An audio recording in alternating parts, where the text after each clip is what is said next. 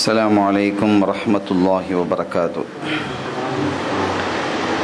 حمدا لمن خلق الإنسان وعلمه البيان، والصلاة والسلام على رسول الله وعلى آله حزب الله وأصحابه جند الله، وبعد. وقد قال الله تعالى في القرآن العظيم والفرقان المجيد: أعوذ بالله من الشيطان الرجيم، بسم الله الرحمن الرحيم، إن الدين عند الله الإسلام. சங்கைக்குரிய பெரியோர்களே, அன்பு சகோதரர்களே, அருமை தாய்மார்களே, சகோதரிகளே,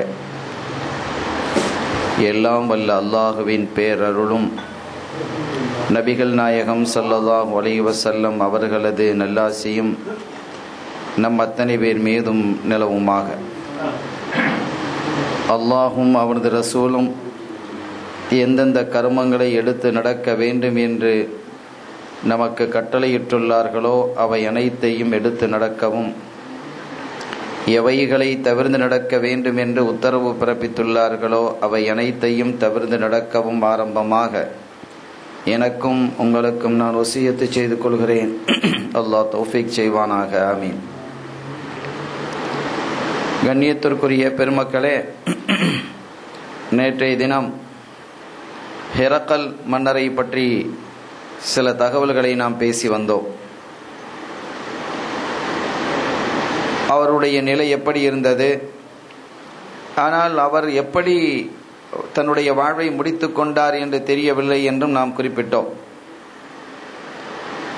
ஆனால் அவரை பொறுத்தவரை கண்மணி நாயகம் ஸல்லல்லாஹு அலைஹி வஸல்லம் அவர்கள் உண்மையான இறை தூதர் என்று அந்த உண்மை அவரிடத்தில் இருந்த போதிலும் கூட ஆட்சியிலே குழப்பம் ஏற்பட்டு விடுமோ என்ற பயத்தினாலும் அச்சத்தினாலும் அவர் கடைசி வரை அதை வெளிப்படுத்தாமல் இருந்து விட்டார். அவருடைய நிறையை அல்லாஹ் அறிந்தவனாக இருக்கிறான். ஒரு கட்டத்தில் அவர் சொல்லும் பொழுது ஸல்லல்லாஹு அலைஹி வஸல்லம் அவர்கள் அனுப்பியிருந்த அந்த கடிதத்தை அவர் ரொம்ப சங்கப்படுத்தினார், ரொம்ப சங்கைப்படுத்தி வைத்துக் கொண்டார். அந்த சமயத்தில் அபு சுஃபியான் அவர்கள் இஸ்லாத்தை ஏற்கிறதுக்கு முந்தி அந்த ஊருக்கு வந்திருந்த பொழுது அபு சுஃபியான் அவர்களை அழைத்து ஹெரக்கல் மன்னர் கேட்கிறார், உங்கள ஒரு நபி வந்திருக்கிறாங்களாமே, அவங்கள பத்தி உங்களுக்கு தெரியுமா? தெரியும். அவங்களுடைய குடும்பம் எப்படி, கோத்திரம் எப்படி, அவர் தன்னுடைய ஏற்கனவே அவருடைய பாட்டனார்கள் முப்பாட்டனார்கள் அவருடைய வம்சத்திலே அரசு இருந்து அந்த அரசை இழந்ததின் காரணத்தினால் அந்த அரசை பெறுவதற்காக அவர் முயற்சி செய்கிறாரா என்று கேட்டபோது அப்படி இல்லை. அல்லது வேறு யாராவது நபி என்று வாதிட்டு அதையே இவர் பின்தொடர்ந்து சொல்கிறாரா? அப்படியும் இல்லை. வேறு ஆசைகள் இருக்கிறதா என்று பல கேள்விகள் அவர் கேட்கிறார். இப்போ ஸல்லல்லாஹு அலைஹி வஸல்லம் குண ஒழுக்கங்கள் நடவடிக்கைகள் இதை பற்றிலாம் கேட்கும் பொழுது அங்க வேற ஆட்களும் இருக்கிறாங்க, அந்த சஹாபிகள் அந்த கொண்டு வந்த தூதர்களும் இருக்கிறாங்க. அவர்கள் இல்லை என்றால் நான் என்ன செய்ய, நான் பொய் சொல்லி இருந்தா அதை அவங்க காட்டி கொடுத்திருப்பாங்க. அதனால நான் பொய் சொல்ல முடியாத ஒரு நிலை ஏற்பட்டது என்று அபு சுஃபியான் அவங்க குறிப்பிடுறாங்க. அந்த டைம்ல இஸ்லாத்து தழுவ இல்லை. அதனால ஸல்லல்லாஹு அலைஹி வஸல்லம் அவர்களை பற்றி பல கேள்விகளை அவர் கேட்டுக்கிட்டு இருக்கிறார். ஹெரக்கல் மன்னர் என்ற கேட்கிறாரு, நான் என்ன செய்யறேன், பதில் சொல்லிக்கிட்டு இருக்கிறேன், ஆனா சரியான பதில சொல்லி ஆக வேண்டிய நிர்பந்தம். ஏனெனில் எங்களை சார்ந்த 2 சஹாபிகள் அங்க இருக்கிறாங்க. ஆகவே அவர்கள் இல்லை என்றிருந்தால் நான் என்ன செஞ்சிருப்பேன், ஒரு பொய்யை சொல்லி அப்படி இப்படின்னு சொல்லியிருப்பேன். ஆனால் அவர் கேட்பதற்கெல்லாம் பொய் சொல்ல முடியாத நிலை ஏற்பட்டு விட்டது. அப்படியெல்லாம் அவர் கேட்டு முடித்ததற்கு பிறகு சொன்னார், அப்படின்னா அவர் நபியா தான் இருக்கணும். நான் மாத்திரம் அந்த இடத்தில் இருந்திருந்தால், அந்த நபிகள் ஸல்லல்லாஹு அலைஹி வஸல்லம் அவங்களை குறிப்பிட்டு சொல்றார், ஹெரக்கல் மன்னர் சொல்றார், நான் அங்கே இருந்தால் லகஸல்து அன் கதமைஹி, அவர்களுடைய காலை நான் கழுகி விட்டு இருப்பேன், அவங்க காலை நான் கழுவி விடுவேன் அப்படின்னு சொல்றாரு. இது புகாரிகளே இடம்பெற்றிருக்கு. அப்ப அந்த அளவிற்கு அவர் இப்படி இருந்தாலும் கூட இனி மக்கள் ஆட்சியை போக்கிடுவாங்களோ என்ற பயம் இருந்து அவர் என்ன செய்யல, அதுக்கு முக்கியத்துவம் கொடுத்துட்டார். அல்லாஹ் யாருக்கு நசீப் வச்சிருக்கிறானோ அவங்களுக்கு தான் அது பாக்கியம் கிடைக்கும். பாருங்க, இவ்வளவு சொன்னவர் அந்த இன்னும் சொல்ல போனா ரசூல் ஸல்லல்லாஹு அலைஹி வஸல்லம் அவர்கள் அனுப்பிய அந்த கடிதத்தை தங்க பேழைக்குள்ள வச்சு பாதுகாத்தார் என்ற ஒரு செய்தியும் இருக்கு. ஆக இவருடைய விஷயத்தை அல்லாஹ் தான் முடிவு செய்யணும். ஆனால் ஷரியத்தினுடைய பார்வையில் என்ன என்று கேட்டால் அவர் என்ன செய்யல, களிமா சொல்லல வெளிப்படையாக. நம்ம நேரத்தை சொன்னோம், நாம இருந்தா நம்ம களிமா சொல்லணுங்க அவசியம் இல்லை. நம்ம இஸ்லாமிய பிள்ளைகள் அப்படி பெற்று வந்துகிட்டே இருக்கிறோம். ஆனா மற்றவர்களாக இருந்தா இஸ்லாத்துக்கு வரும் பொழுது அவங்க என்ன செய்யணும், களிமா சொல்லணும் என்ற ஃபிக்ஹுடைய சட்டம் இருக்குது, ஷரியத்துடைய சட்டம் இருக்குன்னு சொல்லி இருக்கிறோம். ஆக அந்த வகையில் பார்க்கும் பொழுது இவர் களிமா சொன்னதாக தெரியல. நான் கால கழுவேன்றார், அதே மாதிரி தங்க பேழையில பாதுகாத்து வச்சார், எல்லா வகையிலும் கண்ணியப்படுத்தினார். ஆனால் களிமாவை சொல்லல. இப்படிப்பட்ட ஒரு நிலை. அப்பா அவர்களும் அதுதான் சொல்றாங்க, களிமா சொல்லலங்கிறாங்க. அப்பா அவர்களும் கூட தங்களுடைய வித்ரியா ஷரீஃபில காவியத்தில் ஹாவில் 15வது கண்ணியில அதை என்ன செய்யறாங்க, இந்த செய்தியை குறிப்பிடுறாங்க. அவங்க அதை குறிப்பிடும் பொழுது قتلنا أبا جهل تعدى شروره تركنا به إبليس زال سروره حرقنا هرقلا فهو طبعا شريره خسفنا بكسر الأرض رل سريره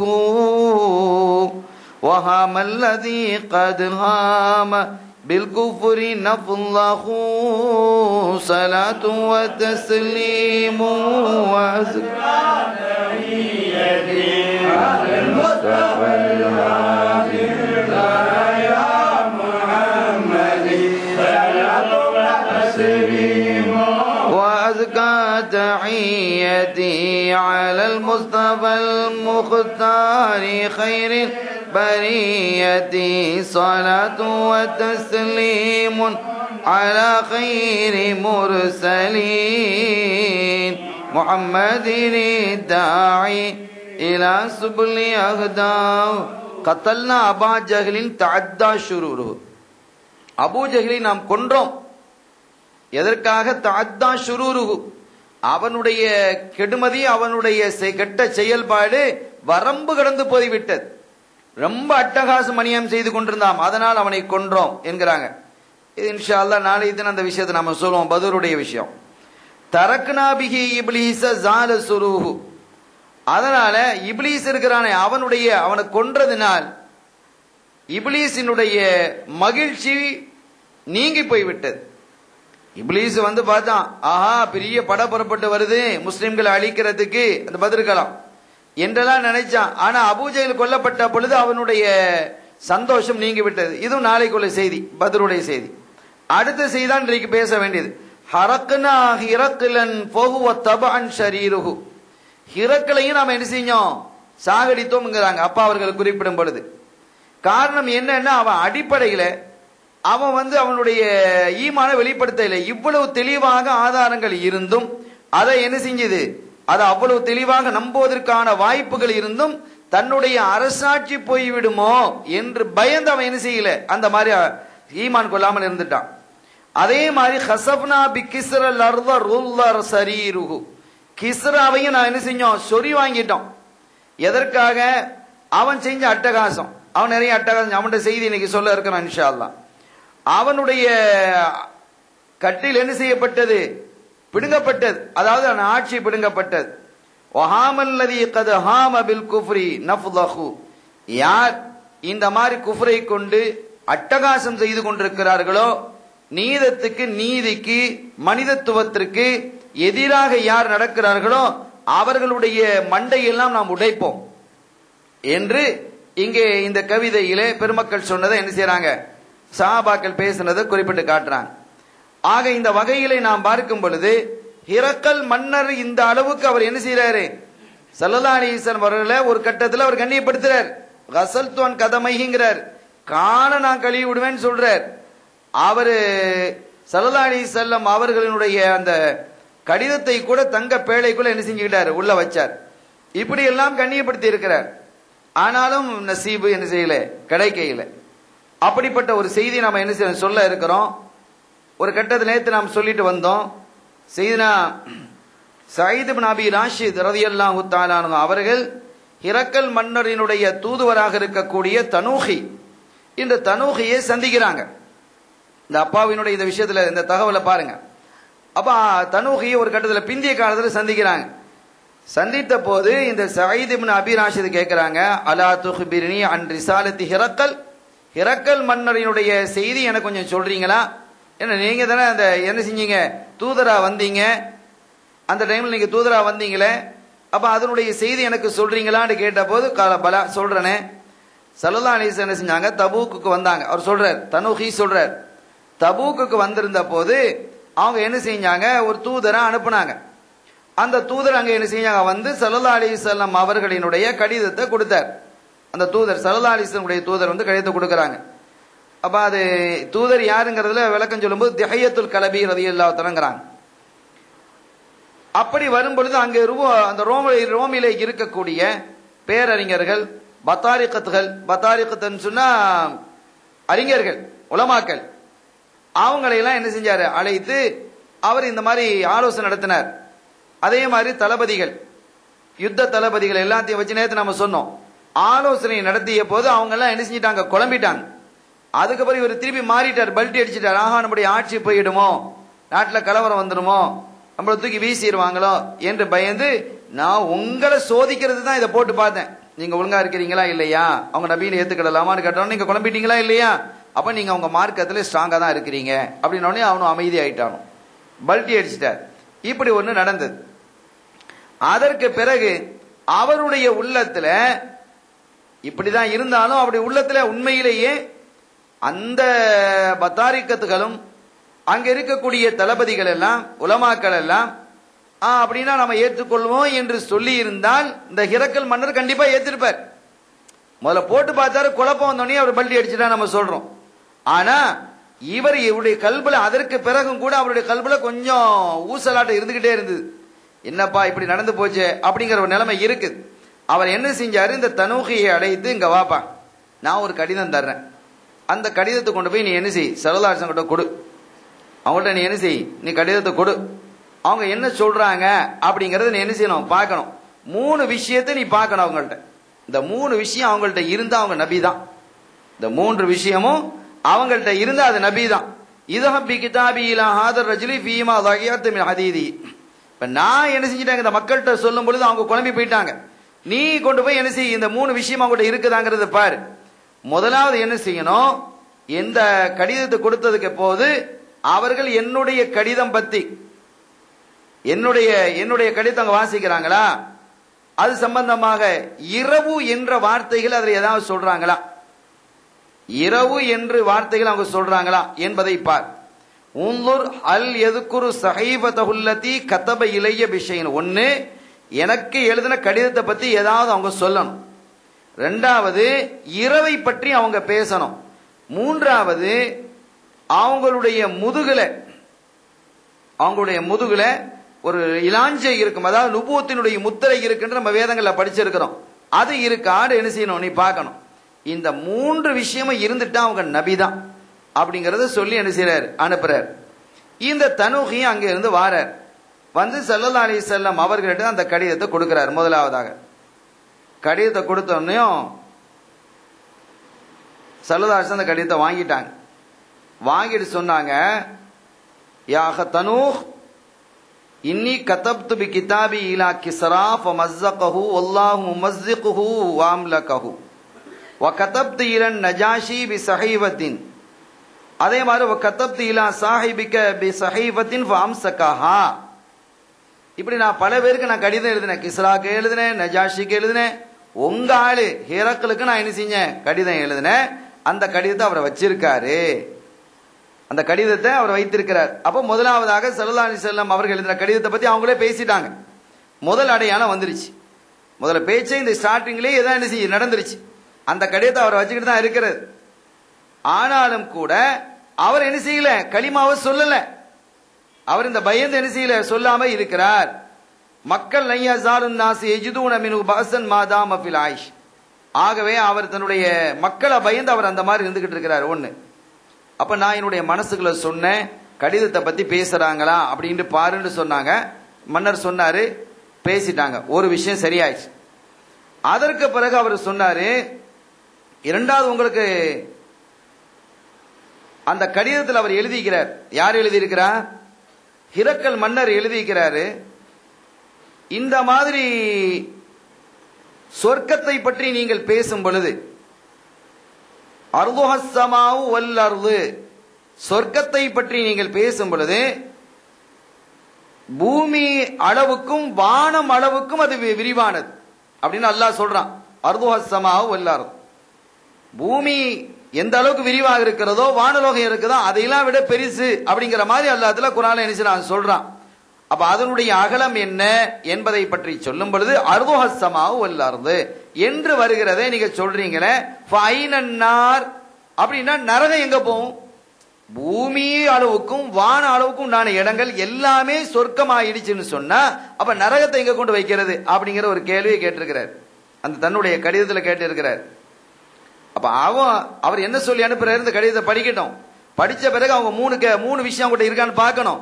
ஒன்னு, என்னுடைய கடிதம் அவங்களுடைய கடிதம் என்னிடம் இருக்கு இல்லையா, அதை பற்றி ஏதாவது பேசுறாங்களான்னு பார். பேசிட்டாங்க ஸல்லல்லாஹு அலைஹி வஸல்லம். நான் கடிதம் எழுதினேன், அவர் நஜாஷிக்கு எழுதினேன், கிஸ்ராக்கு என்ன, உங்களுடைய மன்னர் ஹிரக்கலுக்கு எழுதினேன். ஆனா அவர் என்ன செஞ்சிருக்கிறாரு, அந்த கடிதத்தை வச்சிருக்கிறார். யார் யார் என்னென்ன எழுதியிருக்கிறா கடிதத்தை செஞ்சாங்களோ அதையெல்லாம் குறிப்பிட்டு விட்டு உங்களுடைய மன்னர் என்ன செஞ்சிருக்கிறாரு, அந்த கடிதத்தை வைத்துக் கொண்டிருக்கிறார் அப்படின்னு சொல்லிட்டாங்க. ஒண்ணு முடிஞ்சது. இப்ப அடுத்து ஹிரக்கல் மன்னர் தன்னுடைய கடிதத்தில் எழுதியிருக்கிறாரு, உங்களுடைய மார்க்கத்தில் வேதத்தில் சொர்க்கத்தினுடைய அளவை குறிப்பிடும் பொழுது, அகலத்தை குறிப்பிடும் பொழுது வானம் பூமியினுடைய அளவு அப்படின்னா, வானம் பூமியினுடைய அளவுக்கு சொர்க்கம் ஆயிடுச்சுன்னா நரகத்தை எங்க கொண்டு போய் வைக்கிறது?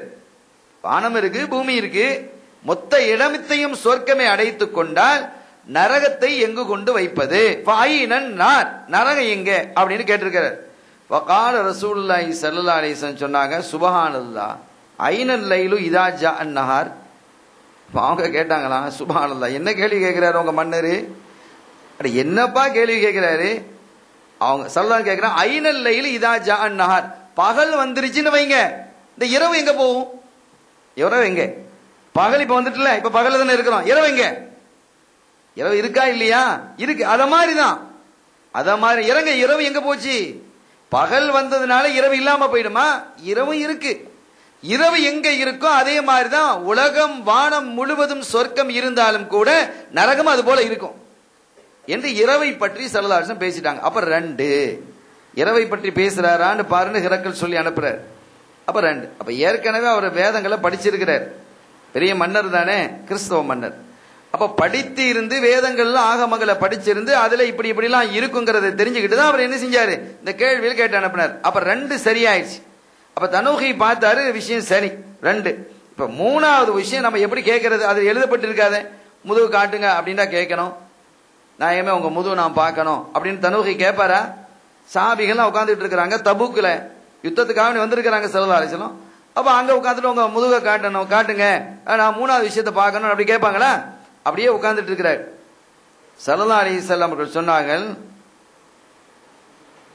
யா தனூஹ் அகா தனூஹ் ஃபஹல்ல ஹப்வதஹு அன் ظهரிஹி ثم قال ஹா ஹுனா, எலமுங்க தனூஹ் ஆளை எலமுங்க அப்படினா எலம்பியாச்சு என்று தன் மேல துண்டு போட்டிக்கிறாங்க. அந்த துண்டு அப்படியே கீழே இறக்குறாங்க, இறக்கிட்டு வாங்க இந்த வந்து பின்னால வந்து பாருங்க அப்படிங்கிறாங்க. ஸல்லல்லாஹு அலைஹி வஸல்லம் தங்களுடைய முத்திரையை காட்டுறாங்க. நான் அப்போது பார்த்தேன், அது இந்த முட்டை, அந்த புறாவினுடைய முட்டை அளவுக்கு இருந்தது என்ற விளக்கத்தை அவர் சொல்றார். அப்ப ஸல்லல்லாஹு அலைஹி வஸல்லம் அவர்களே அழைத்து மூன்றையும் காட்டிட்டாங்க.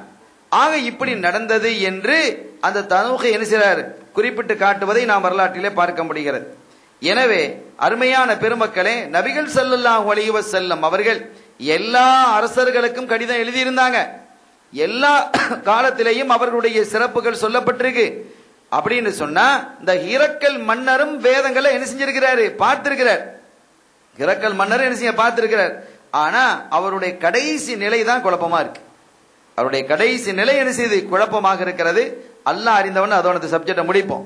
ஆனால் அப்பா அவர்கள் இங்கே குறிப்பிடும் பொழுது அவரும் என்ன செய்யல, ஈமான் கொள்ளலன்னு குறிப்பிடுறாங்க. ஆனா ஒரு வார்த்தை இன்னொரு ரிவாயத்திலே அப்பா அவர்கள் சொல்றதுக்கு ஆதாரமாக இன்னொன்னு இருக்கு பாருங்க. இந்த கடிதத்துல என்னை ஏற்றுக்கிட்ட மாதிரி என்ன செய்யறாரு, அப்படி மழுப்பி கடிதம் எழுதி இருக்கிறார். ஸல்லல்லாஹு சொல்றாங்களாம், என்னை ஏத்துக்கிட்ட மாதிரி மழுப்பி கடிதம் எழுதுறாரு. ஆனா அவர் என்ன செய்யல, ஏத்துக்கிட்ட இல்லைங்கிறாங்க ஸல்லல்லாஹு அலைஹி வஸல்லம். உங்களுடைய தலைவர் பொய் சொல்றாரு அப்படிங்கிற ஒரு வார்த்தையும் ஸல்லல்லாஹு அலைஹி சொல்லி இருக்கிறாங்க. இப்படி பல்விதமான செய்திகளை நம்ம என்ன செய்ய முடியும், ஹிரக்கல் மன்னர்ல பார்க்க முடிகிறது. அந்த செய்தி இருப்பதின் காரணத்தினால்தான் ஹிரக்கல் மன்னனுடைய இரத்தத்தையும் நாம் ஓட்டினோம், அவருடைய ஆட்சியையும் போக்கினோம் என்று பெருமக்கள் சொன்ன அந்த வசன விஷயத்தை அப்பா அவர்கள் தங்களுடைய கவிதையில கொண்டு வந்திருக்கிறாங்க. அப்ப ஏற்கனவே இப்படி இருக்கு. அது இதுல அவர் சரியா சொல்லல, அவர் என்ன சில ஈமான் கொண்ட மாதிரி எழுதியிருக்கிறாரு, ஆனா அவர் ஈமான் கொள்ளலங்கிற மாதிரி விஷயத்தை ஸல்லல்லாஹு அவங்களும் சொல்றாங்க. இது ஹிரக்கல் மன்னனுடைய நிலை. அதே மாதிரி கிஸ்ராவை கிஸ்ராவை நம்ம என்ன செஞ்சிட்டோம், சொறி வாங்கிட்டோம். கிஸ்ராவினுடைய ஆட்சியையும் நாம் ஒழித்து விட்டோம் என்று அப்பா அவர்கள் அதுல அறிஞர்கள் குறிப்பிட்டதை குறிப்பிடுறாங்க. இப்ப கிஸ்ரா மன்னனுடைய விஷயத்தை எடுத்துக்கிட்டா பல தகவல்கள் வருகிறது. ஸல்லல்லாஹு அலைஹி வஸல்லம் அவர்கள் பிறக்கும் பொழுதே பாரசீகத்தின் கிஸ்ரா மன்னனுடைய கோட்டையிலிருந்து 14 கொத்தளங்கள் கீழே விழுந்தது. அது முதல் அடையாளமாகிறது. அப்பவே அது கிஸ்ரா மன்னன். அப்ப அந்த கிஸ்ரா இல்ல, அதற்கப்புறம் அடுத்து அந்த ஆட்சிக்கு வரக்கூடியவங்க எல்லாம் கிஸ்ரா தான். ஸல்லல்லாஹு அலைஹி வஸல்லம் அவர்களுடைய காலத்திலே இருந்த கிஸ்ரா, அவங்க போய் கிஸ்ராவுடைய காலத்துல ஸல்லல்லாஹு அலைஹி வஸல்லம் என்ன செஞ்சாங்க, அந்த கிஸ்ராவுக்கு கடிதத்தை அனுப்புனாங்க. அவன் என்ன செஞ்சான், ஸல்லல்லாஹு அலைஹி வஸல்லம் கடிதத்தை கிழிச்சு போட்டான். வாசிக்கொண்டு அப்படியே என்ன செஞ்சிட்டான், முதல்ல வாசிக்க ஆரம்பிச்சது கிழிச்சிட்டான். அந்த கிழித்ததற்கான காரணம் என்ன, கீழே என்ன இருக்குன்னா வாசிக்கல, முதல்ல ஆரம்பத்தை வாசிச்சான், வாசிச்சதோடு கிழிச்சிட்டான். அதுல என்ன இருக்குது, பிஸ்மில்லாஹ் மின் முஹம்மது இப்னு அப்துல்லா ரசூலில்லாஹி ஸல்லல்லாஹு அலைஹி வஸல்லம், அல்லாஹ்வின் திருத்தூதர் அப்துல்லா அவர்களுடைய மகனார் முஹம்மது ஸல்லல்லாஹு அலைஹி வஸல்லம் அவர்கள் எழுதி கொள்வது. யாருக்கு, இலா கிஸ்ரா, கிஸ்ராவுக்கு எழுதி கொள்வது. கிஸ்ரா யாரு, அலீம் ஃபாரிஸ், பாரசீகத்தினுடைய வல்லரசராக இருக்கக்கூடிய கிஸ்ராவுக்கு என்ன மரியாதை அழகா எழுதியிருக்கிறாங்க, ரொம்ப அழகா எழுதியிருக்கிறாங்க. யார் எழுதுறா அப்படிங்கிறது ஸல்லல்லாஹு அலைஹி வஸல்லம் தம் பேரை மூலம் எழுதிட்டு, அதுக்கு அடுத்து கிஸ்ரா எப்படிப்பட்ட கிஸ்ரா, பாரசீகத்தினுடைய வல்லரசர். அத்தகைய கிஸ்ராவுக்கு எழுதி கொண்டதுன்னு பார்த்த உடனே அவருக்கு கோபம் வந்துருச்சு. கிஸ்ரா இயல்பே கோபக்காரன். அவனுக்கு கோபம் தலைக்கு மேலே ஏறி அப்படியே, இப்படியா எனக்கு எழுதுவது, எனக்கு கடிதம் எழுத கூட அவருக்கு தெரியாதா, அவர் யார் தெரியுமா, என்னுடைய அடிமைன்னா, நான் அடிமையாக்கி பிடிச்சி சிறையில் போட்டுருவேன் ஸல்லல்லாஹு அலைஹி வஸல்லம் அவர்களை, இப்படி கடிதம் எழுதியிருக்கிறார். என்ன எப்படி எழுதிக்கிறார், அப்ப எப்படி எழுதணுமா அப்படின்னு கேட்டா, பொதுவாக கடிதம் எப்படி எழுதப்படும், முதல்ல ஃப்ரம் அட்ரஸ், அனுப்புனர் நம்ம எழுதுவோம், நம்ம பேர், யாருக்கு அனுப்புறோம், இன்னார் இன்னார் so and so, to address, அப்படித்தானே எழுதுவோம். அதே மாதிரி தான் கடிதம் ரசூலுல்லாஹ் அனுப்புறாங்க, அவங்க பேர் எழுதியிருக்கிறாங்க, மின் எங்கிருந்து, யாருக்கு, மன்னருக்கு அப்படின்னு எழுதி இருக்குது. ஆனா பொதுவாக அந்த காலத்துல என்ன இருந்ததுன்னு கேட்டா, அரசர்களுக்கு எழுதும் பொழுது முதலாவது டு அட்ரஸ் தான் எழுதணும். அரசர்களுக்கு எழுதுறதா இருந்தா கிஸ்ரா அப்படிதான் சட்டம் வச்சிருக்கிறான். தனக்கு எழுதுறதா இருந்தா முதல்ல என்ன செய்யணும், தம்பர் லெட்டர் வரக்கூடியதெல்லாம் தம்பேர முதல்ல எழுதணும். அதுக்கு அடுத்துதான் என்ன செய்யணும், யார் அனுப்புறாங்கிறத ஃப்ரம் அட்ரஸ் எழுதணும். அப்படி ஒரு சட்டத்தை அவன் வச்சிருந்தான். இப்ப அந்த சட்டத்துக்கு இது மாத்தமா இல்லையா, அந்த பெருமையை காட்டுறதுக்கு எம்பேரை முதல்ல எழுத விட்டுட்டு அவங்க பேர் அவர் எழுதி இருக்கிறாரு, எனவே அவர் யார், இன்னும் அப்தி, அவர் என்னுடைய அடிமை அப்படின்னு பேசினான். கடிதத்தை அதோட கிழிச்சு போட்டான். அதுக்கப்புறம் என்ன இருக்குன்னு கூட வாசிக்க இல்லை. இது நீண்ட ஒரு வரலாறு. இப்படி ஒண்ணு நடந்தது. சில இடங்களில் பாக்குறமா இல்லையா, அந்த அரசியல் தலைவர்லாம் வரும் பொழுது என்ன எம்பேர் அவருக்கு கீழே போட்டுக்கிறீங்க, எம்பேரை சின்னதா போட்டுக்கிறீங்க, அவர் பேரை பெருசா போட்டுக்கிறீங்க, இந்த பிரச்சனை வருதா இல்லையா, அதுவே பெரிய பெரிய பிரச்சனையாயிடுது. தொலைஞ்சிட்டு போத அந்த போஸ்டரும் மாடுதான் நக்க போகுது, இதுல ஒரு பெரிய விவகாரமா, அதை என்ன செய்ய, எம்பேரை என்ன செஞ்சுக்கிறீங்க, முன்னால போட்டுக்கிறீங்க, எம்பேரை பின்னால அமைச்சர்கள் இவன் தோளாந்துருத்தா இவங்களாம் வரும் பொழுது இதுல பெரிய பிரச்சனைகள். இந்த பேரை முன் பின்ன போட்டதுனாலையும் பேரை சின்னது பெருசா போட்டதுனாலையும் கூட அந்த விழாவுக்கு வரமாட்டானோ, இந்த மாதிரி பிரச்சனைகள்லாம் பாக்குறோம். இவன்ல இப்படி இருக்கும் பொழுது அவன் ஒரு வல்லரசன், அவன் எப்படி இருப்பான், அப்படி இருந்த அவன் குணம் கெட்டவன். எனவே என்ன செஞ்சான், ஸல்லல்லாஹு அலைஹி வஸல்லம் அவர்கள் எழுதியிருக்கக்கூடிய அந்த கடிதத்தை என்ன செஞ்சான், முதல்ல அவங்க பேரை எழுதிட்டு அதுக்கு பிறகு என் பேரை எழுதுறதா, நான் என்ன செய்யறேன் பார் அப்படின்லாம் பெருசா பேசினான். கடைசியில கிழிச்சு போட்டான். கிழித்து போட்டதற்கு பிறகு அவனுடைய வரலாறுகள் பின்னால வருது. அந்த யமனும் கிஸ்ராவினுடைய ஆட்சிக்கு உட்பட்டு தான் இருந்தது. அந்த யமனிலே பாதான் என்பவர் ஆட்சி செய்து வந்தார். பாதானுக்கு ஒரு கடிதத்தை எழுதினார். கிஸ்ரா மன்னர் கடிதத்தை எழுதினார். கடிதத்தை எழுதி நீங்க என்ன செய்யுங்க, நல்ல ஆட்களை அனுப்பி அவரை கைது செய்து கொண்டு வாங்க என்கிட்ட. இல்ல நான் ஒரு பெரும் படை, என்னுடைய படை தெரியும் தானே, கிஸ்ராட படம் அப்படிம்பாங்க. நம்ம ஆபாக்குள் பேசும்போது கிஸ்ரா படம் மாதிரி இருக்கிறானோ அப்படிம்பாங்க. ஏன்னா பெரிய படம் படை, ரொம்ப பிரம்மாண்டமான படை வைத்திருந்தான். அந்த காலத்தில் கிஸ்ராவினுடைய படைக்கு ஈடாக எந்த படையும் இல்லை. அவ்வளவு பெரிய ஆட்கள் ராணுவத்தில் இருந்தாங்க, வலிமை மிகுந்த ராணுவம். எனவே என்னுடைய ராணுவத்தை கடல் போன்ற ராணுவத்தை கொண்டு அழிந்து போடுவேன். என்று எச்சரிக்கை செய்யுங்க என்று பாதானுக்கு சிற்றரசர், பாதாங்கிறது சிற்றரசர் யமன்ல, கடிதத்தை எழுதினார்.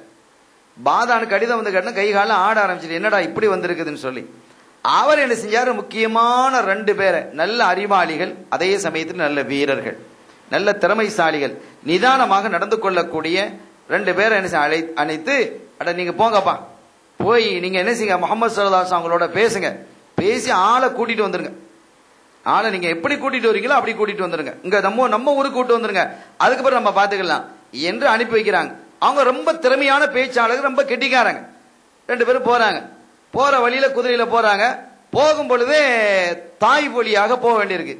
தாயிப்ல போய் கேட்கறாங்க, வழி கேட்கறாங்க, மதீனாவுக்கு வழி என்ன அப்படின்னு கேட்கும் பொழுது, அப்ப அங்க குறைஷிகள்லாம் வியாபாரத்துக்கு எதுக்கு வந்திருக்கிறாங்க, தாயிப்புக்கு மக்காவுக்கு பக்கம் தானே, அங்க வந்திருக்கிறாங்க. அப்ப எதுக்கு என்ன ஏதுன்னு கேட்கும்போது, இல்ல இப்படி இப்படி செய்தி, கிஸ்ரா நாங்க அவரை கைது செய்யறதுக்காக போறோம், அப்படி வரலன்னு சொன்னா கிஸ்ரா மன்னர் பெரும்படையோட வந்து மதீனாவை அழிக்க போறோம். இவங்களுக்கு எல்லாம் பெரிய சந்தோஷம். ஆஹா, குறைஷிகளுக்கெல்லாம் இனிமே நாம நிம்மதியா இருக்கலாம், நாம ஒண்ணு சண்டையெல்லாம் பிடிக்க தேவையில்லை, நாம என்ன செஞ்சிடலாம், அமைதியா இருந்த வேண்டியதான், வேடிக்கை பார்க்க வேண்டியதான். கிஸ்ரா வர்றான்னு சொன்னா அதுக்கு மேல என்ன இருக்கு, துனியாவிலேயே மிகப்பெரிய ராணுவம் அவன்கிட்ட தான்.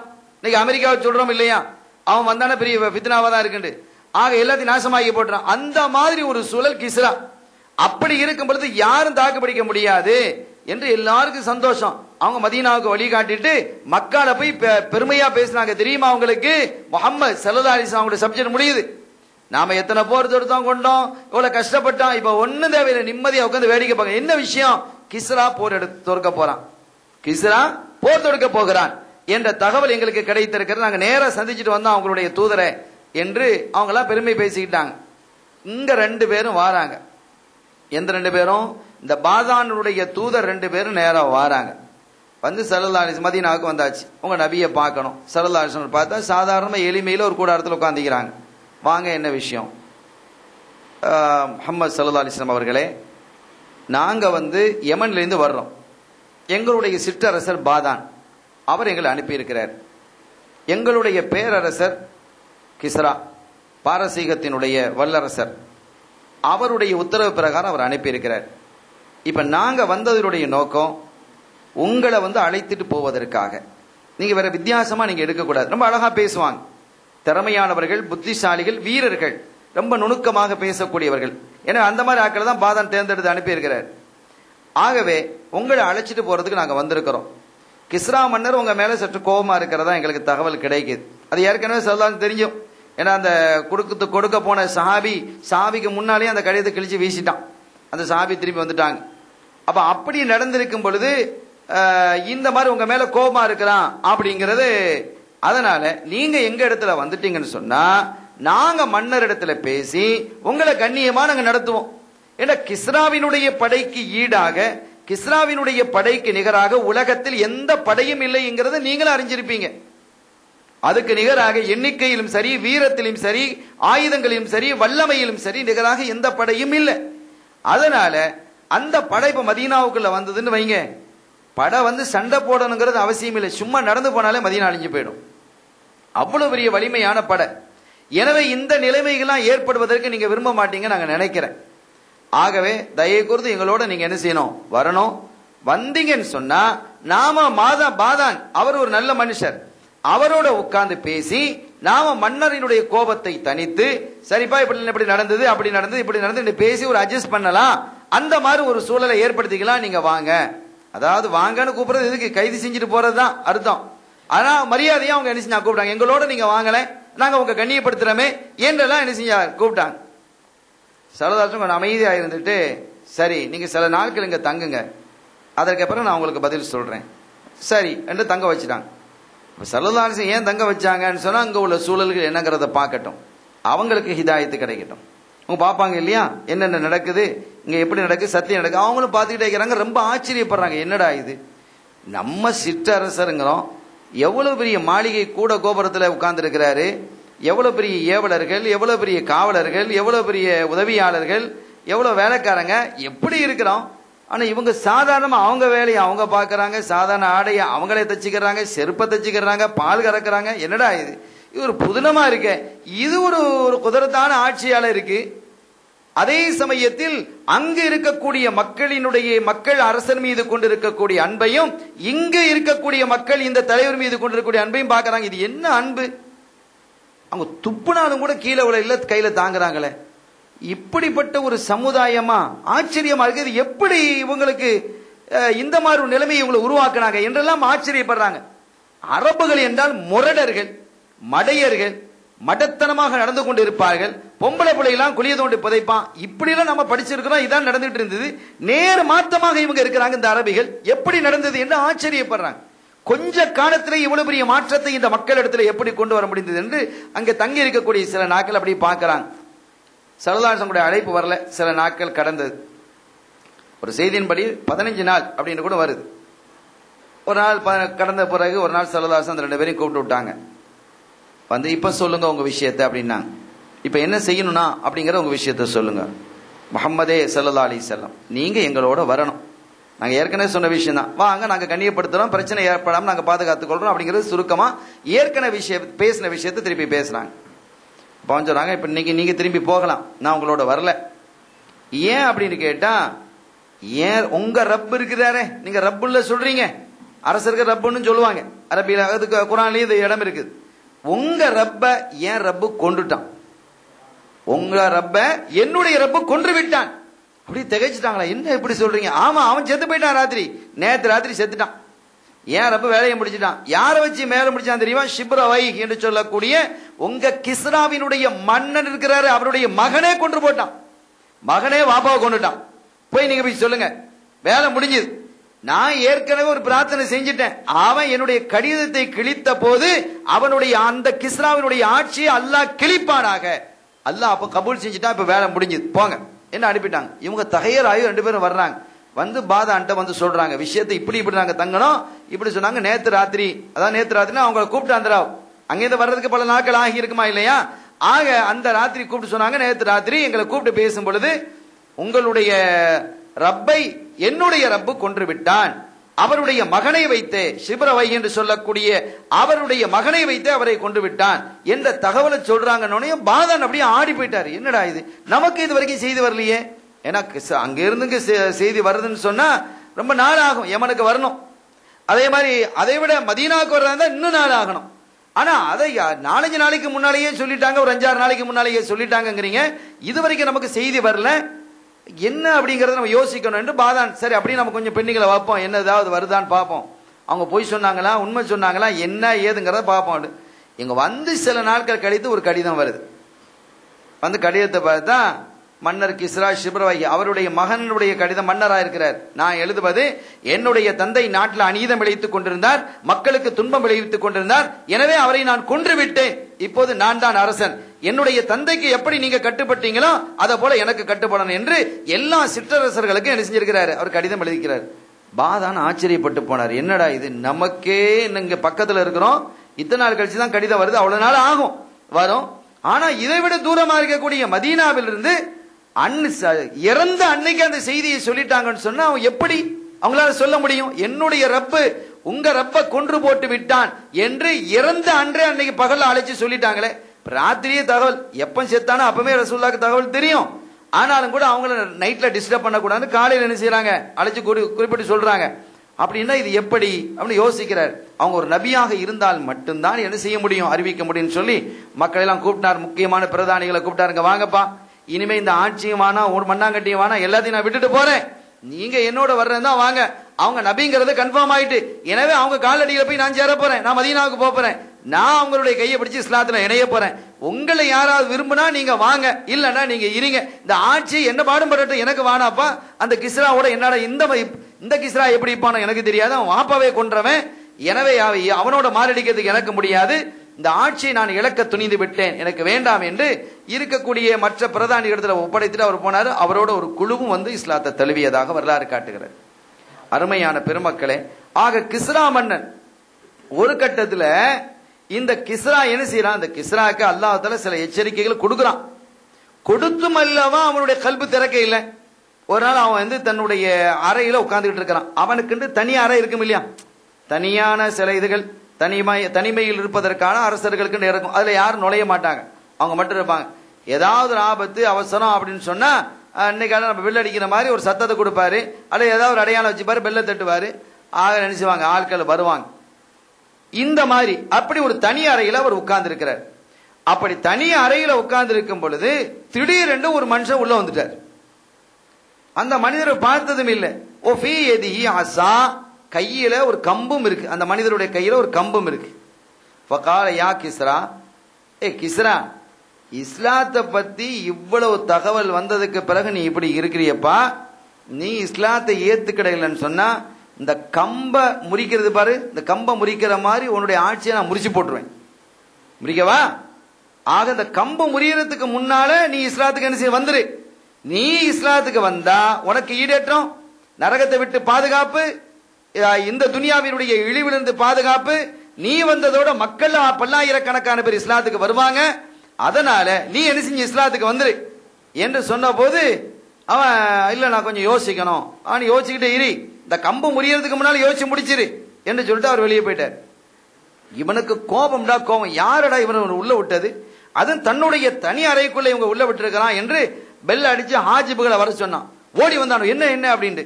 இந்த தனி அறைக்குள்ள இருந்து பெல் அடிச்சுன்னு சொன்னா ரொம்ப பதட்டத்தோட தான் மக்கள் வருவாங்க. அரசாங்கத்தில் இருக்குன்னா அது பிரச்சனை இல்லை, ஆனா வாயில் காப்பவர்கள் தனி அறைக்குள்ள இருக்கும்போது ஒரு பெல் அடிக்கிறான்னு சொன்னா இது ஒரு பெரிய ஆபத்து, பெரிய சங்கடம் அப்படின்னு தான் அர்த்தம்.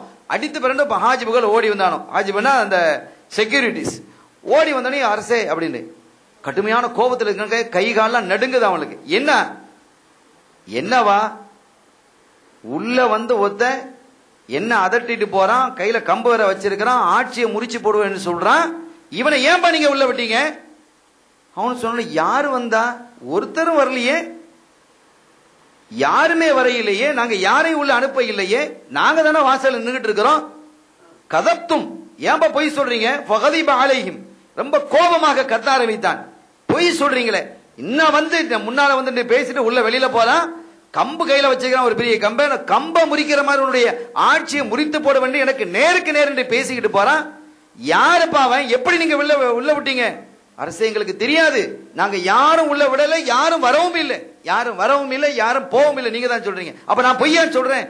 நாங்க பொய் சொன்னதா சொல்லலையே, ஆனா நாங்க யாரும் விட இல்லையே, அப்ப எப்படி உள்ள வந்தான்? வரலன்னா எப்படி வந்தான்? என்ன அவன் திருப்பி கோவப்பட்டு கேட்கிறான். கடைசில போ, உங்களை எல்லாம் கொன்று போட்டு ஒழுங்காயிருங்க, சரியான நீங்க தூங்கிட்டு இருக்கிறீங்களா? இவன் இவ்வளவு தூரம் வந்து என்னுடைய அறை, தனி அறை எங்க இருக்கு, எவ்வளவு உள்ள இருக்கு, எவ்வளவு இடத்தை அவன் தாண்டி வந்திருப்பான், எத்தனை ஹாஜிபுகள், எத்தனை செக்யூரிட்டி அவன் தாண்டி வந்திருக்கணும், அவ்வளவு வரைக்கும் நீங்க அமைதியா இருந்திருக்கிறீங்களே என்று அவன் கத்த ஆரம்பித்தான். ஒழுங்கா இருங்க, எல்லா இடத்துல தொலைச்சு போடுவோம், எல்லாத்தையும் கொன்று போட்டு விடுவேன் அனுப்பிட்டான். சரின்னு அவங்க போயிட்டாங்க. கொஞ்ச நாள் போச்சு, திருப்பி அதே மாதிரி தனி அறையில இருக்கும் பொழுது அதே மனுஷர் வந்து நிக்கிறார், கையில கம்பு இருக்கு. அசா என்ன கிஸ்ரா அல்ல கபில் இஸ்லாம், என்ன உனக்கு இஸ்லாத்து நுழையிறதுக்கு இன்னும் நேரம் வரலையா? இந்த கம்ப முறிக்கிற மாதிரி முறிச்சு போட்டுருவோம் ஆட்சியை, முறிக்கவா? அட இல்லப்பா முறிக்காதப்பா, என்னப்பா நீ எப்படி வந்தான்? அதெல்லாம் உனக்கு தேவையில்லை, நீ சத்தியம்ங்கிறத விளங்கினதுக்கு பிறகு உன்னுடைய கௌரவம் அகௌரவமாயிடும். எனவே நீ முஹம்மது ஸல்லல்லாஹு அலைஹி வஸல்லம் அவர்களை ஏற்றுக்கொண்டு அவர்களுக்கு பணிந்தாகணும். இல்ல அப்படின்னு சொன்னா உன்னுடைய ஆட்சியை இந்த கம்ப முறிக்கிற மாதிரி முறிச்சிடும். இப்ப முறிக்கவா? லா தக்ஸிர், இப்ப முறிக்காத. என்னங்கறத நான் யோசிக்கணும், நீ யோசிக்கிட்டே இரு, அதுக்குள்ள வேலை முடிஞ்சு போயிடும் என்று சொல்லிட்டு அவர் போயிட்டார். இப்பவும் ஆட்கள் அழைத்து கேட்கிறான், என்னப்பா யாருப்பா உள்ள விட்டான்? யாரும் வரலையே. என்ன வரலையா? உள்ள வந்து பேசிட்டு போறான் ஒருத்தன், என்ன எச்சரிச்சுட்டு போறான். நான் யாரு? நீங்க வல்லரசர். அட ஒரு வல்லரசருக்கு முன்னால நின்று ஒரு சாதாரண மனிதன் பேசி என்ன செய்யறான்? கம்ப காட்டி அசைச்சு ஆட்சியை முறிச்சு போடுவேன்னு சொல்லிட்டு போறானப்பா. அரசே நாங்க யாரையும் அனுமதிக்க இல்லை, நாங்க எப்போதும் முழுமையான பாதுகாப்போடு தான் நாங்க நிக்கிறோம், யாரு வெளியே போகவும் இல்லை. அப்ப வந்தது யார் எங்களுக்கு தெரியாது. இப்போ கொஞ்சம் குழப்ப ஆரம்பிச்சுது, என்னடா இப்படி சொல்றானோ, எப்படி உள்ள வர்றான் போறான். கடைசி கொஞ்ச நாள் போச்சு, மூணாவது நாள், இந்த மூணாவது தரம், சில நாட்கள் கழித்து மூன்றாவது முறையாக அதே ஆளு உள்ள வர்றார். கிஸ்ரா, இனிமேல் நீ உருப்பட மாட்டான், இனிமேல் நீ என்ன செய்ய போறதில்ல, உருப்பட இல்லை. உனக்கு இவ்வளவு வழிகாட்டுதல் செய்தும் ஒரு கட்டத்தில் அல்லாஹ் தஆலா இன்னொரு வழியை செஞ்சான். கிஸ்ரா தனியாக இருக்கும் பொழுது அந்த சுவர், திடீர்னு சுவர்ல ஒரு பகுதி என்ன செஞ்சிருக்குது, கடன்னு மின்ன ஆரம்பிச்சிட்டு அவன் அப்படி பயந்துட்டான். என்ன இது எப்படி என்று கிஸ்ரா நீ பயப்படாத, அந்த சுவர்ல இருந்து அந்த பகுதி பேசுது, நான் ஒரு மலக்கு, நீ பயப்படாத, நீ இஸ்லாத்தை ஏற்றுக்கொள். விளங்கிட்டா? அது நூறானது, இதயத்திலே ஒளிமயமாக இருக்கும். அதன் மூலமாகத்தான் ஈரு உலகத்திலையும் வெற்றி பெற முடியும். எனவே சத்திய மார்க்கத்தை நீ என்ன செய்யணும்? ஏற்றுக்கொள்ள வேண்டும். எனவே அந்த மார்க்கத்தினுடைய அடிப்படையில் நீ நடந்து கொள் என்று அந்த சுவர் பேச ஆரம்பிச்சது. அந்த சுவர் யார் பேசுற? மலக்கு பேசுறாங்க. அவன் அப்படியே நடுங்கிட்டான். இல்ல, தாமதப்பட்டது, உன்னுடைய வாழ்க்கை முறிஞ்சு போச்சு, உன்னுடைய ஆட்சியும் முறிந்து போகும் என்று அந்த சுவர் ஏற்கனவே என்ன செய்தது? சொல்லவும் செய்தது. அந்த சுவர் சொல்லவும் செய்தது. ஆனா இவன் என்ன செய்யல? கேட்கல. அதற்கு பிறகுதான் அடுத்து இது கொண்டிருக்கிறது. இதை பற்றி சொல்லும் பொழுது 1 வருடம் போனதற்கு பிறகுதான் அந்த மனிதர் உள்ள வந்தார். முதல்ல அந்த அசாவை காட்டினார் இல்லையா? அந்த அசாவை காட்டி, இந்த அசாவை முறிக்கிற மாதிரி உன் ஆட்சியை முறிச்சு போட்டுருவேன், இந்த அசா முறியறதுக்கு முன்னால நீ இஸ்லாத்துக்கு வந்துரு என்று சொல்லப்பட்ட பொழுது அவன் யோசிக்கணும்னு சொன்னா, அதற்கு பிறகு ஒரு வருஷம் போன பிறகு அவர் வந்தார். அந்த ஆள் வர்றார். அதுக்கு பிறகு அப்பமா அதே மாதிரி சொன்னா 3வது தடவை வர்றார். சொன்னாரு, இதுக்கு பிறகு நீ என்ன செய்ய மாட்டா? உருப்பட மாட்டா, நீ திருந்த போறதில்ல. ஃபக்கஸரஹா, என்ன செய்யட்டா? அந்த மனிதர் அந்த அசாவை முறிச்சு தூக்கி தூர போட்டு போயிட்டார். உன்னுடைய ஆட்சி முறிஞ்சு போச்சு, இதுக்கு மேல நீ என்ன செய்ய மாட்டா? உருப்பட மாட்டா என்று அவர் சொல்லிவிட்டு அங்க இருந்து போயிட்டார். கொஞ்ச காலத்திலேயே அதற்கு பிறகு கிஸ்ரா மன்னனினுடைய ஆட்சி பிடுங்கப்பட்டது, அவனுடைய கையில் இருந்த ஆட்சி முடிந்து போனது என்ற தகவல்களை நாம் பார்க்க முடிகிறது. சங்கையான பெருமக்களே, இப்படி எத்தனையோ அரசர்களுக்கு அன்னலம் கண்மணி ஸல்லல்லாஹு அலைஹி வஸல்லம் அவர்கள் நேராக அழைப்பு கொடுத்து சத்தியத்தை ஏற்றுக்கொள்ளுமாறு வாங்க என்று அழைத்த போதும் கூட சில மனிதர்கள், சில அரசர்கள் ஏற்றாங்க. மன்னர் நஜாஷி ரலியல்லாஹு தஆலா அவங்க என்ன செஞ்சாங்க? ஏற்றாங்க. அந்த கடிதத்தை கண்ணில் வச்சுக்கிட்டாங்க. அந்த கடிதத்தை வாங்கும் பொழுது கூட மன்னர் நஜாஷி என்ன செஞ்சாங்கன்னு கேட்டா, ரசூலுல்லாஹ்வுடைய கடிதமா வந்திருக்கு அப்படின்ற உடனே தன்னுடைய சிம்மாசனத்திலிருந்து கீழே இறங்கி வாங்கினார் அந்த கடிதத்தை. அப்ப எவ்வளவு கண்ணியப்படுத்திருக்கிறார் கீழே. ஆனா அவருடைய ஆட்சியிலையும் ஒரு குழப்பம் வந்தது. அவர் நஜாஷி மன்னர் என்ன செஞ்சாரு? சத்தியத்தை எடுத்து மக்கள்கிட்ட சொன்ன பொழுது ஈசா அலைஹிஸ்ஸலாம் சஹாபிகள் போயிருக்கிறாங்க. சஹாபிகள் போய் சத்தியத்தை எடுத்து சொல்லக்கூடிய சமயத்தில் அங்கேயும் குழப்பங்க வந்தது. ஈசா நபியை பத்தி உங்களுடைய அபிப்பிராயம் என்ன? அம்ர் இப்னு ஆஸ் அப்போ குறைஷிகள் சார்பாக போயிருக்கிறார். அம்ர் இப்னு ஆஸ் ரலியல்லாஹு அன்ஹு பின்னால இஸ்லாத்துக்கு வர்றாங்க. இஸ்லாத்துக்கு வர்றதுக்கு முன்னால இந்த முஸ்லிம்களை குழப்பத்தில் பாதுகாப்பு தேடி அபிசீனியாவுக்கு முஸ்லிம்கள் போயிருந்தார்கள் இல்லையா?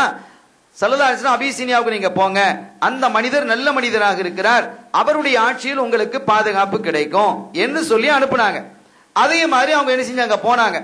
அங்க இவங்களை நிம்மதியா இருக்க விடக்கூடாது என்று அந்த குறைஷிகள் என்ன செஞ்சாங்க? 2 பேர் அனுப்பி வச்சாங்க. அதுல ஒரு ஆள் அம்ர் இப்னு ஆஸ், அவங்களும் வர்றாங்க. ரொம்ப மன்னரோட நல்ல தொடர்புடையவர். அப்படிப்பட்ட அம்ர் இப்னு ஆஸ் அங்கே பல குழப்பங்களை ஏற்படுத்திய போது அதுல என்ன செய்ய முடியல? வெற்றி காண முடியல. ஒரு கட்டத்துல இவர் என்ன செஞ்சாரு? அம்ர் இப்னு ஆஸ் என்ன செஞ்சாங்க தெரியுமா? நீங்க வணங்கக்கூடிய ஈசா அலைஹிஸ்ஸலாம் அவர்களை இவங்க என்ன சொல்றாங்க தெரியுமா? இந்த முஸ்லிம்கள் அடிமை என்று சொல்லுகிறார்கள், அடிமை என்கிறார்கள், அல்லாவின் அடிமை என்கிறார்கள். நீங்க வேண்டுமானா விசாரிச்சு பாருங்க. கூப்பிட்டு விசாரிச்சாங்க. பெரிய சங்கடமா போச்சு.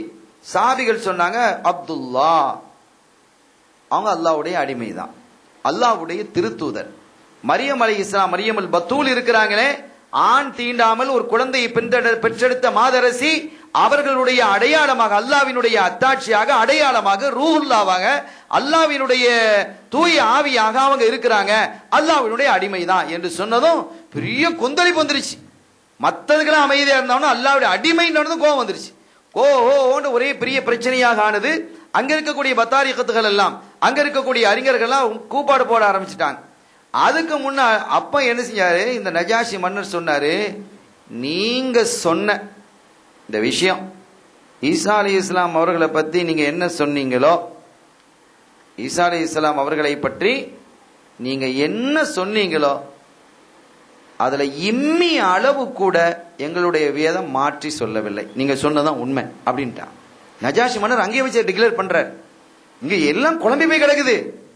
மன்னர்களுடைய அமைச்சர்கள் குழம்பி இருக்கிறாங்க, தளபதிகள் குழம்பி இருக்கிறாங்க. பெரிய கலோபரமாக அமளி துமளியாக இருக்கக்கூடிய அந்த வேளையில மன்னர் என்ன சொல்றாரு? நீங்க என்ன சொன்னீங்களோ அதிலிருந்து இந்த வீரல் அன்மீலத் நுனிய அளவு கூட எங்களினுடைய வேதம் மாற்றி சொல்லவில்லை. அப்படிதான் அவங்க நீங்க சொன்னது சரிதான் என்று சொன்ன போது இன்னும் பெரிய கொந்தளிப்பாக ஆயிடுச்சு. ஆனால் அந்த கொந்தளிப்பை எல்லாம் மன்னர் என்ன செய்தார்? ஹிக்மத்தாக அடக்கினார். மன்னர் என்ன செஞ்சார்? ஹிக்மத்தான் அடக்கினார். எப்படி அடக்கினாரு அப்படின்னு கேட்டா, மக்களுக்கு மத்தியில பெரிய பிரச்சனை ஆயிட்டு, ஒரே நீ ஊரெல்லாம் கலவரம் அது இதுன்னு வந்த பிறகு எல்லா மக்களையும் அழைத்து அவர் உப்பரிக்கையில நின்றுகிட்டு சொன்னாரு, மக்களே நீங்க என்ன நினைக்கிறீங்க? ஏன் இப்படி குழப்பம் பண்றீங்க? என்ன பத்தி என்ன நினைக்கிறீங்க? நீங்க நல்ல மனுஷன், எங்க வாப்பா இந்த மண்ணில ஆட்சி செய்தார்களே அவர்களை பற்றி நீங்க என்ன நினைக்கிறீங்க? அவரும் நல்ல மனுஷன், பிறகு ஏன் குழப்பம் பண்றீங்க? என்னுடைய ஆட்சியில் நீதத்துக்கு அப்பாறு நடக்கிறனா? நியாயம் இல்லாமல் இருக்கிறதா? சமத்துவம் இல்லாமல் இருக்கிறதா? வஞ்சித்தல் நடக்கிறதா? அல்லது அட்டூழியம் நடக்கிறதா? அநியாயம் நடக்கிறதா? எதுவும் இல்லை. உங்கள் ஆட்சியில் நாங்க நிம்மதியா இருக்கிறோம். ஆனா நீங்க நம்முடைய மார்க்கத்தை விட்டு மதம் மாறி போயிட்டீங்களே, மதம் மாறி போனவர்கள் ஆட்சி செய்யக்கூடாது. எங்க மதத்துல இருக்க கிறிஸ்டியன்ல இருக்கக்கூடியவங்க தான் என்ன செய்யணும்? ஆட்சி செய்யணும். இந்த நஸ்ரானியை தான் ஆட்சி செய்யணும். வேற யாரும் இந்த இடத்துல ஆட்சி செய்யக்கூடாது. அப்ப அவர் பார்த்தாரு, அவர் ஏற்கனவே ஒரு ஹிக்மத்தா அவர் வேலை செஞ்சு வச்சிருக்கிறார். வந்தா சரி, இல்லைன்னா தூக்கி தூர போட்டு நம்ம ரசூலுல்லாஹ்ட்ட போயிடுவோம் அப்படிங்கிற ஒரு முடிவுக்கு அவர் தெளிவா இருந்தார். ஹிரக்கல் மன்னர் மாதிரி இருக்கையில அவர் என்ன செஞ்சாருன்னு கேட்டா, ஒரு இதுல தாள்ல எழுதினார், ஒரு தோலை எடுத்து அந்த தோல்ல அஷ்ஹது அல்லா இலாஹ இல்லல்லாஹ் வாஷஹது அன்ன முஹம்மதர் ரசூலுல்லாஹ் இந்த கலிமாவை எழுதிட்டார். எது? வாஷஹது அன்ன ஈசா ரூஹல்லாஹ் வ நபியல்லாஹ், ஈசா அலைஹிஸ்ஸலாம் அவர்களும் அல்லாஹ்வினுடைய திருத்தூதர், அப்துஹு வ ரசூலுஹு எப்படிங்கறத என்ன செஞ்சிட்டா? எழுதிட்டான். இப்ப நாம எப்படி ஈமான் கொள்றோமோ, நபிமார்களை பற்றி ஈமான் கொள்ளணும் எப்படியோ, அதே மாதிரி அவ்வளவு எழுதி என்ன செஞ்சிட்டாரு? ரசூலுல்லாஹை பத்தி எழுதினாரு, ஈசா அலைஹிஸ்ஸலாம் பத்தி எழுதினார். எழுதி இங்க சட்டைக்குள்ள அந்த பைக்குள்ள வச்சு அதுக்கு மேல ஒரு கோட்டை போட்டார். இப்ப நெஞ்சோட இருக்குது அவர் எழுதினது, நெஞ்சோட என்ன செய்து இருக்கிறது. இப்ப அவர் கேட்கிறார், இப்ப இதுக்குள்ள இருக்கா இல்லையா? மக்கள்கிட்ட கேட்கிறார், சரி அப்ப நீங்க நான் எப்படி மதம் மாறிட்டேன் நீங்க சொல்றீங்க? ஆமா, நீங்க அந்த முஸ்லிம்கள் எல்லாம் ஈசா அலைஹிஸ்ஸலாம் அவர்களை அல்லாஹ்வினுடைய அடிமை என்று சொன்ன போது நீங்க ஏத்துக்கிட்டீங்களாமே. சரிப்பா, இப்ப நீங்க என்ன சொல்றீங்க? சரி, நான் சொன்னதை விடுங்க, இப்ப நீங்க என்ன சொல்றீங்க? அந்த உப்பரிக்கையில் நின்றுட்டு அவர் கேட்கிறார். மக்கள்லாம் திறமைய, அவங்க அல்லாஹ்வினுடைய குமாரர், ஈசா அலைஹிஸ்ஸலாம் ஒபனுல்லாஹ் அல்லாஹ்வினுடைய குமாரர். யகூதிகள் ஒரு குழுவினர் உஸைர் அலைஹிஸ்ஸலாம் அவர்களை அல்லாஹ்வினுடைய குமாரன் சொன்னானோ, அதே மாதிரி இந்த கிறிஸ்தவர்கள் ஈசா அலைஹிஸ்ஸலாம் அவர்களே அல்லாஹ்வினுடைய குமாரர் என்று சொல்றாங்க. ஆக அல்லாஹ்வுடைய குமாரர் என்று சொன்ன போது அப்படியா என்று சொல்லிட்டு அந்த இடத்துல எழுதிக்கிறாங்க பாத்தீங்களா, அதுல கையை வச்சுட்டு சொன்னாங்க, இதுதான் உண்மை. எது? இந்த கையை வச்சுட்டு இதுதான் உண்மை, இதற்கு மேல நான் ஒன்னும் சொல்றதுக்கு இல்லை, இதை நான் அப்படியே எது செஞ்சுக்கிறேன், ஏத்துக்கிறேன். எதை? இதை அப்படியே நான் ஏத்துக்கிறேன். அந்த மக்கள் நினைக்கிறாங்க நாம சொன்னதான் மன்னர் ஏத்துக்கிறாரு, இதான் உண்மை, இது அப்படியே நான் ஏத்துக்கிறேன். மக்கள் அரசர் சரியா சொல்லிட்டு அவர் நினைச்சுக்கிட்டாங்க. அவர் இங்க கையை வைக்கிறார். உள்ள என்ன இருக்கு?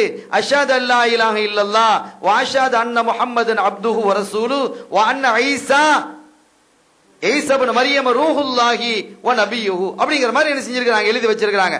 அதுல கையை வச்சுட்டு சொல்றாங்க, இதை அப்படியே நான் ஏற்றுக்கொள்கிறேன், இதுதான் என்னுடைய கொள்கை என்று அப்படி சொன்னதும் மக்கள் நினைச்சிட்டாங்க, ஆஹா நம்ம கொள்கையில தான் அவர் இருக்கிறான்னு மக்கள் பிரிஞ்சு போயிட்டாங்க. சங்கைக்குரிய பெருமக்களே, அதற்கு பிறகு கொஞ்ச காலத்துல கொஞ்சம் கொஞ்சம் கொஞ்சமாக அவரே என்ன செஞ்சாங்க? நஜ்ஜாஷி மன்னர் என்ன செஞ்சாங்கன்னு கேட்டா, மக்களுக்கு மத்தியில மெதுவாக இஸ்லாத்தை எடுத்து சொல்ல ஆரம்பிச்சிட்டாங்க. கொஞ்சம் கொஞ்சமா ஆட்களை இழுத்தாங்க. தன்னுடைய சரி ஒட்டுமொத்தமா இதுக்கு பெரிய கலவரம் வருது, குழப்பம் வருது. நாட்டுல நாம இல்லாம இருந்து ஏற்கனவே இந்த நஜ்ஜாஷி மன்னரை நாடு கடத்தினானோ, இவர் ஆட்சிக்கு வரக்கூடாதுன்னு சொல்லி அங்க இருக்கக்கூடிய அமைச்சர்கள்லாம், அதனால என்ன செஞ்சது? அதற்கு உறுதுணையாக வேறொரு ஆட்சியாளர் இருந்தார், அவருடைய தலையில இடி விழுந்தது. அப்பவே அந்த நஜ்ஜாஷி மன்னர் இஸ்லாத்துக்கு வர்றதுக்கு முன்னாலே ஒரு சாலிஹான மனிதரா இருந்திருக்காரு. கிறிஸ்தவத்துல இருக்கும் பொழுதே ஓ சாலிஹ், அவங்கள வெளியேற்றினதின் காரணத்தினால அந்த அரண்மனையிலே இடி விழுந்து அவருடைய ஷாஜா மன்னரினுடைய நஜ்ஜாஷி மன்னர் இருக்கிறார், சின்ன வயசா இருக்கிறாங்க. நஜ்ஜாஷி மன்னருடைய வாப்பாவை இவனு கொன்று போட்டானோ, அநியாயமா கொன்று போட்டு அவங்களுடைய ஷாஜபாவை ஆட்சி கொண்டு வந்தாங்க. கடைசி ஷாஜபாவுடைய தலையில இருக்கக்கூடிய அரண்மனையில இடி விழுந்து அவர் இறந்து போயிட்டார். அதற்கு பிறகு பயந்து ஆகா நாமெல்லாம் செத்து போயிருமோன்னு நாடு கடத்தப்பட்ட நஜ்ஜாஷி மன்னரை திருப்பி என்ன செஞ்சாங்க? கொண்டு வந்தாங்க. அப்படி வந்தவர்கள் அந்த காலகட்டத்திலேயே ஒரு சாலிஹான மனிதர், இளமையில் இருந்தே ஒரு சாலிஹான ஒரு நல்ல மனிதராக இருந்தவர் தான் நஜ்ஜாஷி மன்னர்.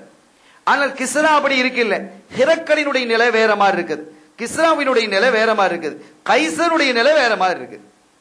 இப்ப இவங்கெல்லாம் பெரிய பெரிய ஆட்சியாளர்களாக இருந்தவர்கள். ஒன்னு நஜாஷி, அபிசீனியாவை ஆட்சி செய்தவர். இன்னொன்னு கிஸ்ரா, பாரசீகத்தை ஆட்சி செய்தவர். அதே மாதிரி கைசர், அதே மாதிரி ஹிரக்கல், இவங்கெல்லாம் ரோம் பகுதியை ஆட்சி செய்தவர்கள். ஆக இவர்கள் ஒவ்வொருடைய நிலைமையும் ஒன்றா இருந்தது. வேறு சில அரசர்களும் முக்கியமான அரசர்கள் இருந்தாங்க. எல்லா அரசர்களுக்கும் ஸல்லல்லாஹு அலைஹி வஸல்லம் செஞ்சாங்க, கடிதம் எழுதினாங்க. அப்ப அவர்கள் அந்த கடிதம் எழுதுறதை பற்றி அவங்க என்ன செய்றாங்க, வித்திரியால சொல்றாங்க எப்படியெல்லாம் கடிதங்கள் அனுப்பப்பட்டது என்று. ஆக அந்த வரலாற்றினுடைய குறிப்பில் யார் யார் எங்க போய் எந்தெந்த அரசர்கள் இடத்துல யாரெல்லாம் கொண்டு போய் கொடுத்தாங்க. ஆக இந்த வகையிலே மன்னர் நஜாஷி ரலியல்லாஹு தஆலா அன்ஹு அவங்க என்ன செஞ்சிட்டாங்க, இஸ்லாத்தை ஏத்துக்கிட்டாங்க.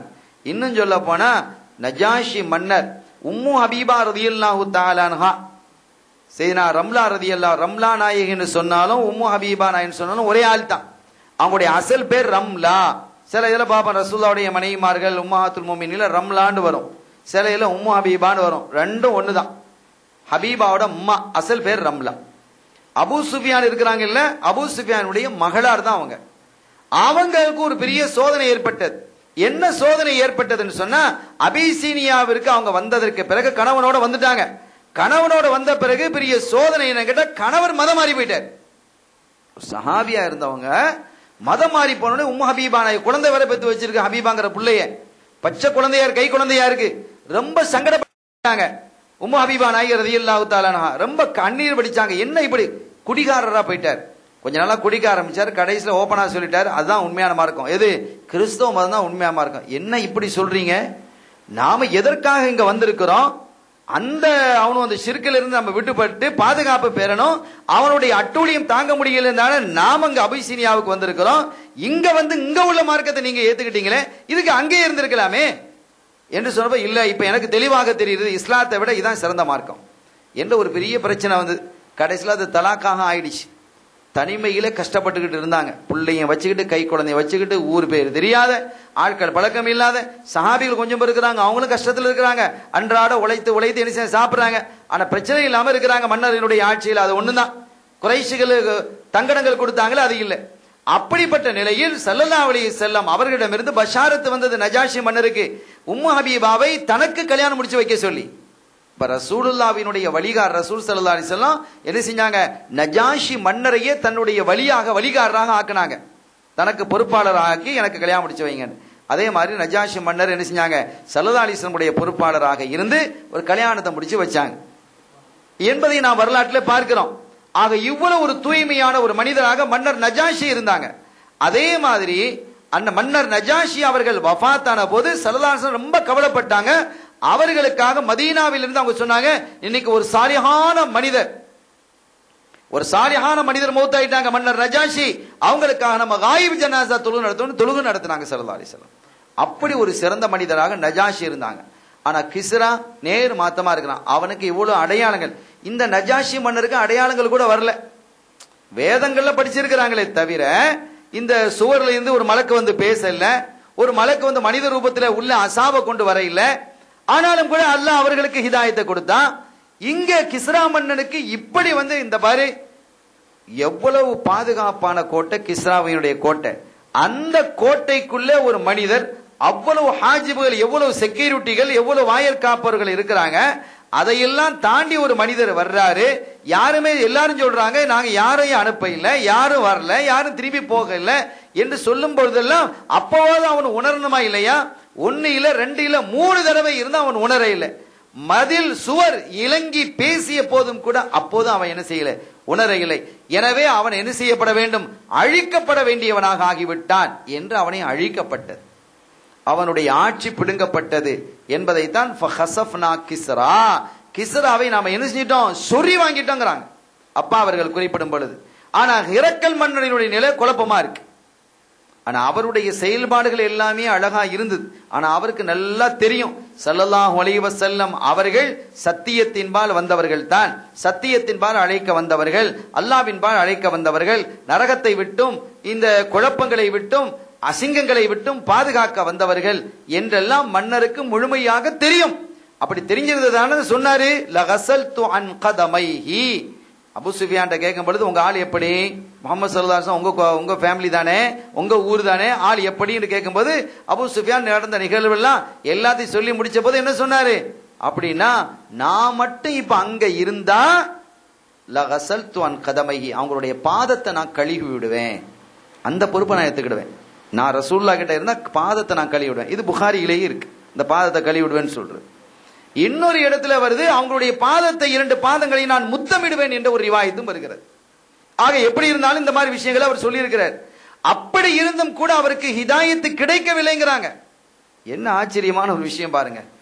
இங்க நஜாஷி மன்னர் சாதாரணமா இருந்தார், அவருக்கு ஹிதாயத்து கிடைக்குது. ஆனால் இவ்வளவு இருந்தும் ஸல்லல்லாஹு அலைஹி வஸல்லம் அவர்களுடைய கடிதத்தை தங்க பேழைக்குள்ள அந்த ஹிரக்கல் மன்னர் வைத்திருந்த போதிலும் கூட அவருடைய நிலை இப்படியாக ஆகிவிட்டது. அல்லாஹ் போதுமானவன், அல்லாஹ் தீர்ப்பளிப்பான். அவருடைய விஷயம் என்னங்கிறது நம்ம அதுக்கப்புறம் நம்ம ஒன்று பேசுறது இல்லை. அது அல்லாஹ்வுக்கும் அவனுக்கும் உள்ளது, ஸல்லல்லாஹு அலைஹி வஸல்லம் அவங்களுக்கும் உள்ளது. எனவே அங்க அவங்க தீர்ப்பளிக்க போறாங்க. அருமையான பெருமக்களே, ஆக ஸல்லல்லாஹு அலைஹி வஸல்லம் அவர்களை ஏற்றுக்கொண்டவர்களை அல்லாஹ் கண்ணியப்படுத்துகிறான்.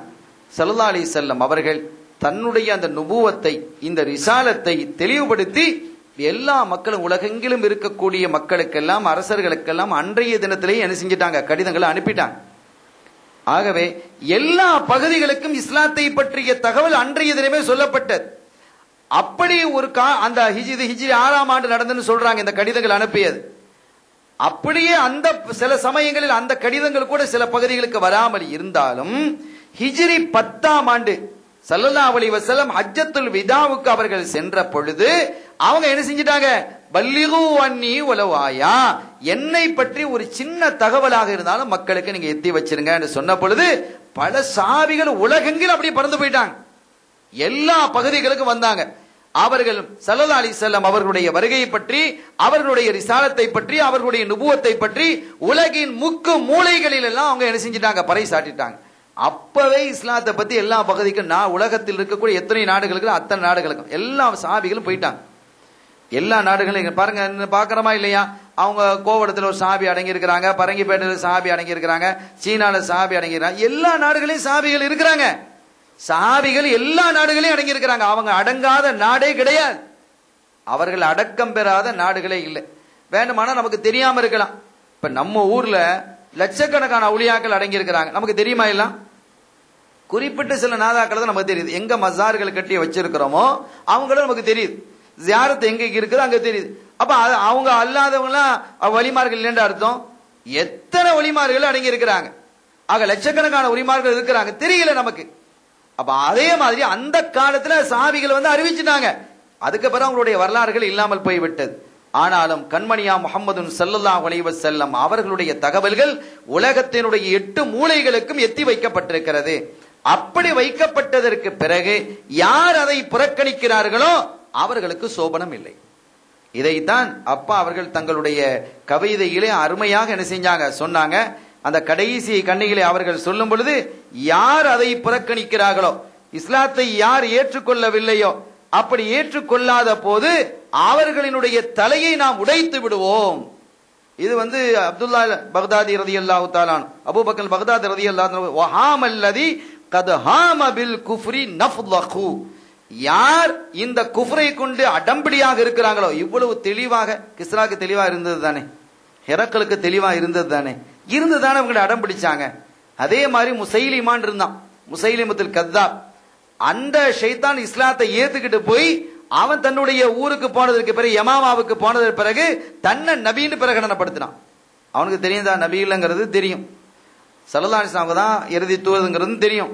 இப்பவும் அவன் ரசூலுல்லாஹ்வை மறுக்கையில அவன் கடிதம் எழுதினான், நீங்க அந்த பகுதிக்கு நபி, நான் இந்த பகுதிக்கு நபி, 50-50, உங்களுக்கு 50%, எனக்கு 50%, பூமியில பாதியை நீங்க ஆளுங்க, மீதி பாதியை நான் ஆள்றேன் அப்படின்னு தான் கடிதம் எழுதினான். ஸல்லல்லாஹு சொன்னாங்க, நீ ஒரு பொய்யன், முசைலிமத்துல் கத்தாப், நீ பச்சை பொய்காரன் என்று என்ன செஞ்சாங்க, எழுதினாங்க கடிதம். இப்படி 2-3 கடிதங்கள் நடந்தது. ஆக இப்படி தெரிந்தும் கூட இப்ப இதுல பாருங்க, இன்னொரு பெரிய விசேஷம் என்னன்னு சொன்னா, அந்த முசைலிமத்துல் கத்தாபை ஏற்றுக்கொண்டிருக்கக்கூடிய ஒருவன் சொல்றான், அவங்களுடைய குடும்பத்தில் உள்ளவன், எனக்கு தெரியும் முஹம்மது ஸல்லல்லாஹு அலைஹி வஸல்லம் அவர்கள் நபி என்பது தெரியும், முசைலிமா பொய்யங்கிறது எனக்கு தெரியும். யாரு தான் ஏற்றுக்கொண்டிருக்கக்கூடிய அந்த சொந்தக்காரன், முசைலிமாவுடைய சொந்தக்காரன் சொல்றான், முசைலிமா பொய்யங்கிறது எனக்கு தெரியும், ரசூல் ஸல்லல்லாஹு அலைஹி வஸல்லம் அவர்கள் நபி என்பதும் எனக்கு தெரியும்.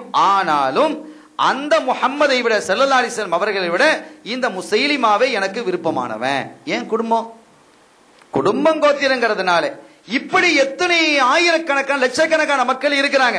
சத்தியம் என்பது இன்றைய உலகத்தில் எவ்வளவு பெரிய அறிவாளிகள் இருக்கிறாங்க.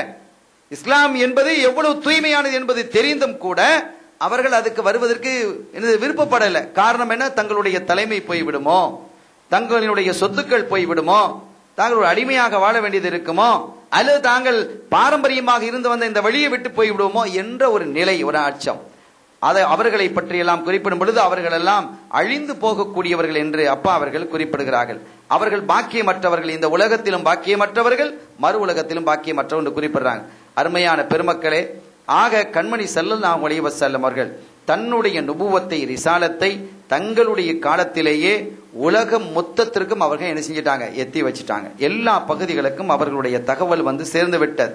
ஆக அவர்களை கொண்டுதான் வெற்றி அடைய முடியும், அவர்களை கொண்டுதான் விமோச்சனம் இருக்கிறது, அவர்களை கொண்டுதான் சொர்க்கம் அடைய முடியும், அவர்களை கொண்டுதான் நரகத்தை விட்டு பாதுகாப்பு பெற முடியும், அவர்களை கொண்டுதான் அல்லாஹ்வை அடைய முடியும் என்பதை நாம் திண்ணமாக உணர்ந்திருக்கிறோம். அப்படிப்பட்ட கண்மணி ஸல்லல்லாஹு அலைஹி வஸல்லம் அவர்களை நெஞ்சம் நிறைந்து ஏற்றுக்கொண்டு விசுவாசித்து அவர்களுடைய வழியொட்டி நடந்து அவர்களுடைய அன்பையும் ஆசியையும் பெறுவோமாக.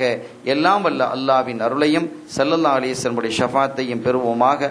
வாஹிர் தஅவானா அல்ஹம்துலில்லாஹி ரப்பில் ஆலமீன். வஸ்ஸலாமு அலைக்கும் வரஹ்மத்துல்லாஹி வபரகாத்துஹு.